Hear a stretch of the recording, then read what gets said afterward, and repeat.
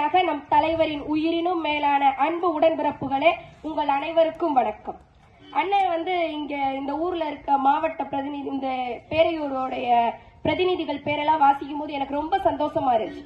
ஏன் கேட்டா, ஆண்களுக்கு நிகராக இங்கு பெண்களும் பதவியில் அமர்ந்திருக்கிறார்கள் என்று சொன்னார். இதுதான் திராவிட மாடல் அரசின் சாதனைகள். பெண்களுக்கு பதவி வழங்க வேண்டும், சொத்தில் உரிமை வழங்க வேண்டும் என்று குரல் கொடுத்தவர் நம்முடைய முத்தமிழறிஞர் கலைஞர் அவர்கள்.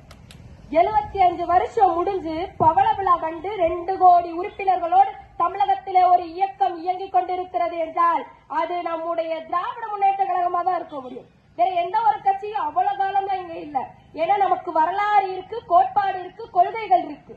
தமிழ்நாட்டுல வேற எந்த ஒரு கட்சி எனக்கு வரலாறு இருக்கு, கொள்கை இருக்கு, கோட்பாடு இருக்கு யாரும் சொல்ல முடியாது. அதே மாதிரி நோய் நாடி நோய் முதல் நாடி அதுதளிக்கும் வாய் நாடி வாய்ப்ப செயல் ஒரு திருக்குறள் இருக்கு. என்னன்னு கேட்டீங்கன்னா, ஒரு மனிதன் சரியாக இருந்தா தான் அந்த குடும்பம் சரியாக இருக்கும். அந்த குடும்பம் சரியாக இருந்தா தான் அந்த மாநிலம் நலமாக இருக்கும். இத உணர்ந்து நம்முடைய முதலமைச்சர் என்ன பண்றாருன்னா, மக்களை தேடி மருத்துவம் ஒரு திட்டத்தை கொண்டு வர்றாரு.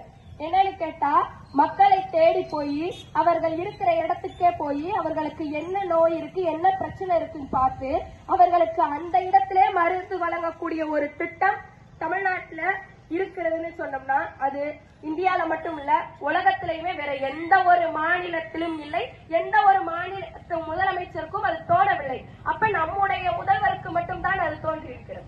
இன்னைக்கு 108 ஆம்புலன்ஸ் வசதி தமிழ்நாடு முழுக்க கோடிக்கணக்கான பேரை உயிரோ காப்பாத்திக்கிட்டு இருக்கு. ஆனா அந்த 108 ஆம்புலன்ஸ் வசதிய தமிழகத்திற்கு கொண்டு வந்தது நம்முடைய தலைவர் முத்தமிழறிஞர் என்பதை நாமெல்லாம் மறந்து விடக்கூடாது. அதே மாதிரி இல்லம் தேடி கல்வி. ஒரு காலத்துல சொல்லுவாங்க, அப்பா அம்மா படிச்சிருந்தாதான் பிள்ளைக்கு சீட் கொடுப்போம். ஏன்னா ஸ்கூல் விட்டு வந்தோடனே அந்த பிள்ளைக்கு பாடம் சொல்லி கொடுக்கணும்னு சொன்னாங்க. ஆனா இன்னைக்கு இந்த காரணத்தால கூட ஒரு பிள்ளை படிக்காம தமிழ்நாட்டுல இருந்துடக்கூடாது என்பதற்காக இல்லம் தேடி கல்வின்னு ஒரு திட்டத்தை கொண்டு வந்தாங்க. என்னன்னு கேட்டீங்கன்னா, இப்போ ஒரு ஏரியா இருக்குன்னா அந்த ஏரியால 40